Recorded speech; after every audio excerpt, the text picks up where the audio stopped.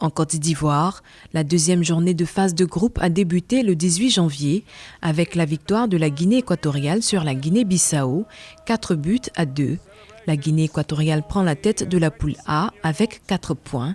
Les Équato-Guinéens, sincèrement, ils sont à féliciter. Surtout l'attaquant numéro 9 qui a fait le triplé dans le match. Sincèrement, c'est un joueur vraiment à féliciter. Cette deuxième journée de phase de poule a également connu l'opposition de la Côte d'Ivoire au Nigeria. La rencontre s'est soldée par la victoire des Super Eagles sur un score d'1-0. Le Nigeria occupe désormais la deuxième place du classement de la poule A et la Côte d'Ivoire la troisième place. Jusqu'à la dernière minute, on a changé de système, on a joué très offensif avec 2 joueurs de côté.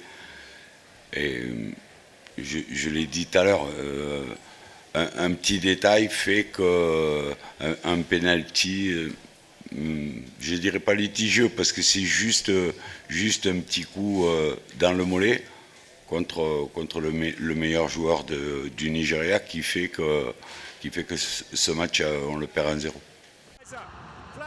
Les équipes du groupe A s'affronteront en simultané le 20 janvier 2023 au stade Alassane Ouattara d'Ebempe et au stade Félix Houphouët-Boigny. La Côte d'Ivoire affrontera la Guinée équatoriale. Le Nigeria sera face à la Guinée-Bissau.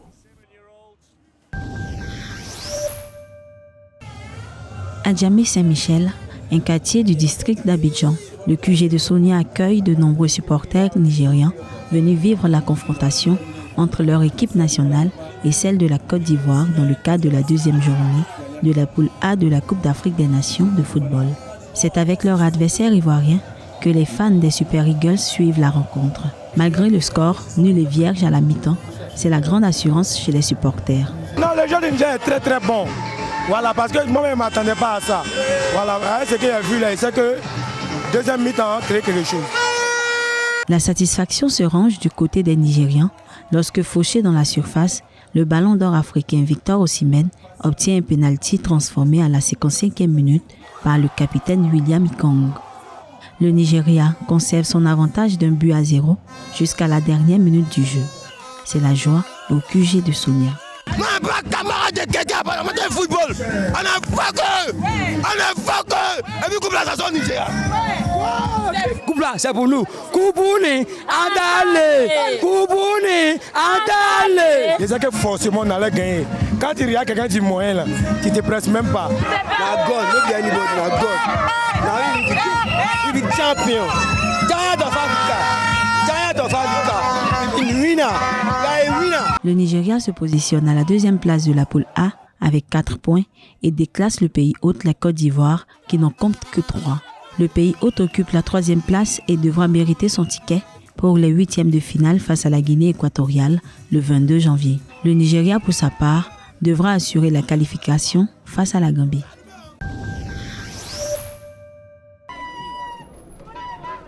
Cabri mort, est-ce qu'il peut mourir encore? Le Mimi ou encore Monsieur Tioté sont l'œuvre des calligraphes communément appelés floqueurs de maillots.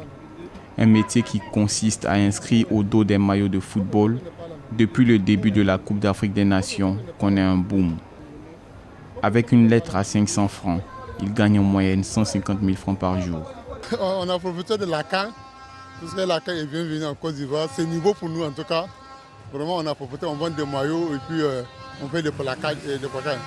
Mais si tu as payé maillot ailleurs, tu viens, nous on va plaquer dessus. Pour bon nombre d'Ivoiriens, se faire personnaliser le dos demeure une distraction. Nom, surnom ou phrase drôle. Les supporters sont prêts à mettre le prix pour avoir un flocage particulier et original. C'est un numéro que nous mettons, que les gens mettent sur comment on appelle, sur les maillots. Et ça montre le caractère de la personne. Quand on voit les joueurs qui sont à la télévision, et dans les dos, c'est écrit les noms et les numéros. Le joueur que tu aimes, tu peux prendre son numéro et mettre ça sur le tricot de ta femme ou bien de quelqu'un d'autre. Maintenant, si toi-même tu veux prendre maintenant la personne du joueur, tu es obligé maintenant de mettre toi-même ton nom. Ça veut dire que toi et le joueur, vous faites un.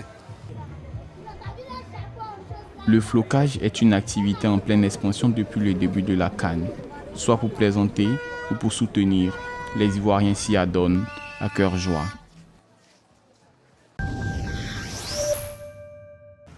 La Côte d'Ivoire, riche de par sa culture, avec une population estimée à plus de 29 millions d'habitants avec 22% d'étrangers, se retrouve être un carrefour de toutes les nationalités. Considéré comme un peuple ouvert et accueillant, les Ivoiriens se démarquent par leur hospitalité, surtout en cette période de Cannes. L'hospitalité en Côte d'Ivoire, c'est une tradition. On a l'habitude de recevoir tous les peuples vivent avec nous ici. Donc ça, c'est un acquis déjà. Notre hymne national le dit déjà, nous sommes un pays hospitalier. La Côte d'Ivoire est tellement accueillante. La Côte d'Ivoire ne fait pas de tri, ne dit jamais que tel est burkinabé, tel est nigérien, tel est d'autres pays, donc il n'est pas mon frère. Nous sommes un. Venant pour la Cannes ou encore présents sur le territoire depuis plusieurs années, les Africains se disent être chez eux en Côte d'Ivoire.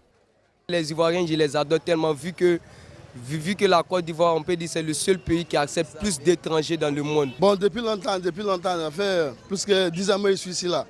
Je me sens à l'aise, je me sens chez moi, tout va bien. La Côte d'Ivoire, véritable mosaïque de l'Afrique de l'Ouest de par ses 60 ethnies et sa forte communauté étrangère présente sur son sol, se positionne aujourd'hui avec l'organisation de la Coupe d'Afrique des Nations de football comme une extrême terre d'hospitalité et de culture pour l'Afrique et le monde.